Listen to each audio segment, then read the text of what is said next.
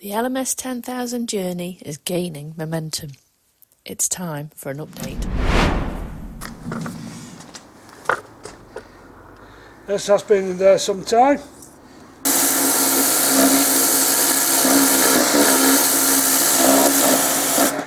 Found another one that's been buttered up in the corners.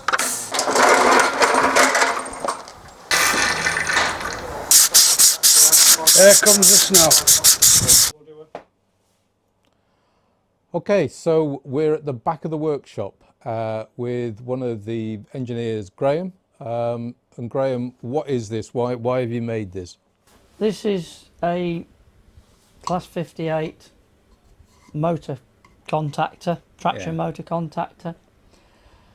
Its function is to switch current on and off to the traction motors on the finished LMS 10,000. It was a Class 58 originally.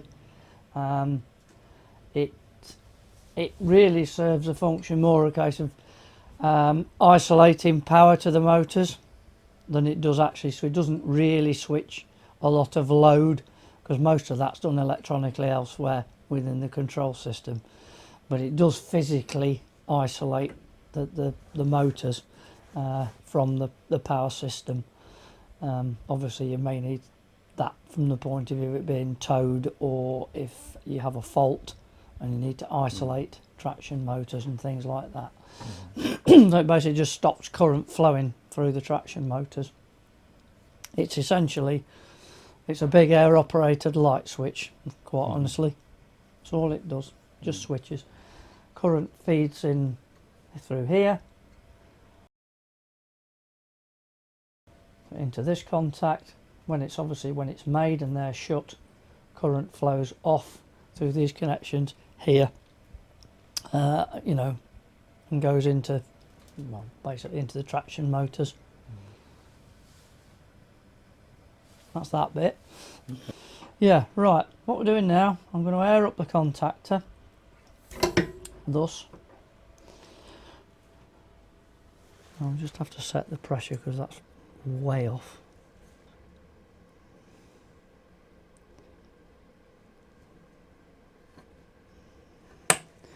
Right, then what I'll do is I'm then going to carry out a leak test on the cylinder to see how much air basically passes the seals. Close that valve, which isolates the air supply, and you'll then see that will count down 60 seconds. And when it's finished, it will tell me what the leakage rate is. And what are you hoping for? Well, as near to nothing as I can get it. This is only a minute. The actual test, when you do the final test on it, has to be done over a period of 10 minutes. And it's a very stringent test. And so you can't tolerate any leakage at all.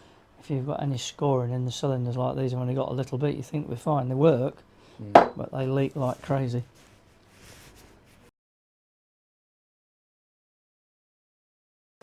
The proper job is anodised. Right, so this one That's is the new anodised. one. Yeah. It's to basically make the finish more durable. Okay. And so we've had to source brand new cylinders from the people who actually made them for Brush, who were still making these contactors when I worked there in 2017, 2018. Obviously they no longer exist as such.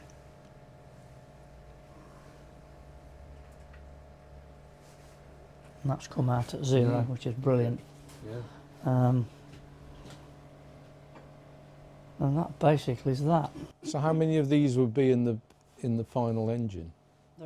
There are 6. Right. They actually operate in pairs. Yeah. There's actually 3 circuits. And the traction motors are connected together in series pairs. So they're fed from the power from the alternator, which is something like 1,000 volts. Yep, carry on. Up to, not quite sure what the amps is on them. That long since I've been on a 58, I can't remember. And so what it does is it just allows the power to be fed to a pair of motors together. just the way that they're done. One on each bogie from each of the 3 circuits. So you'll have to make 6 ultimately. Well, I've got 6. There's one there, and there's Right. 4 more outside. Oh, I see. Okay. So I'll just carry on this afternoon, Right. swapping cylinders over and doing this. Right. Okay. Great. Yeah, but that's very good. That. Good afternoon's work. Yeah.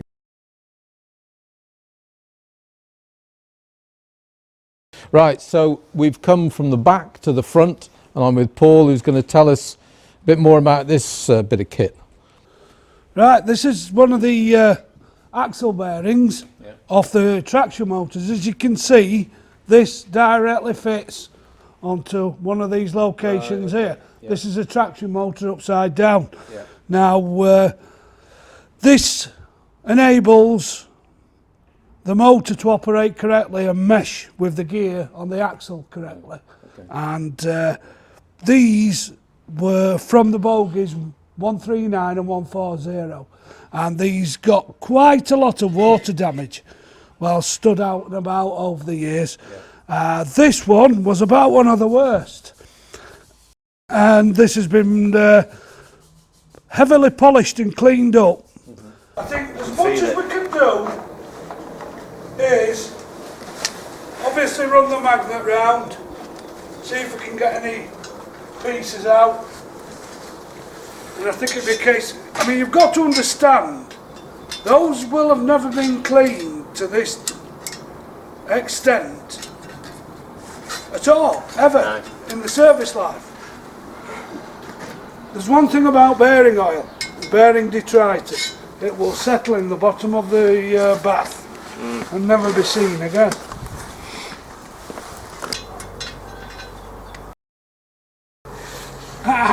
Aha! Yes, that would rattle. This has been in there some time. Kept in rather good condition. A Dutch. Well, funny how it just never came out. Yeah. Just shows you, doesn't it? And I dare bet it stays in there. Yeah. I dare bet some fitter dropped that in when they were fitting the oil pads. So let's find out.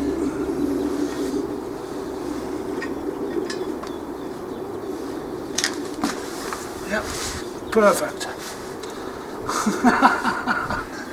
There we go. That's what it is. Yeah. Over the last couple of weeks, we've had to use a special method of cleaning to get rid of all the detritus out of the bath, which, as you can see, it's not accessible. So it just contains it, yeah. And we've pickled them in vinegar, which is as good as anything. White vinegar. White vinegar, yes. Yeah. And it's done a really good job. Yeah. It's pulled all the contaminants out of the cast steel. Amazing. This is how to get it completely drained of vinegar.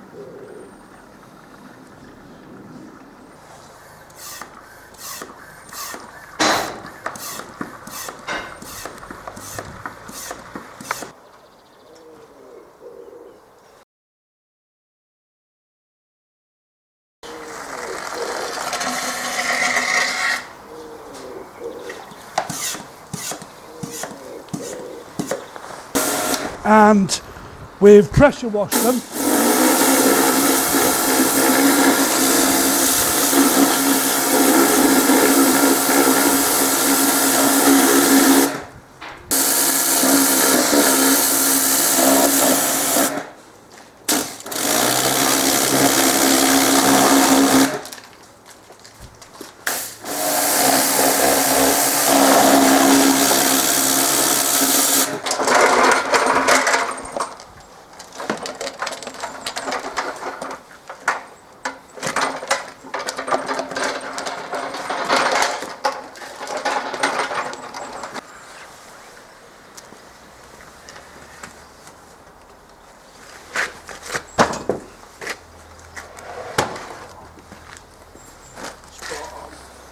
And then we've polished all the surfaces back up, stoning out any burrs,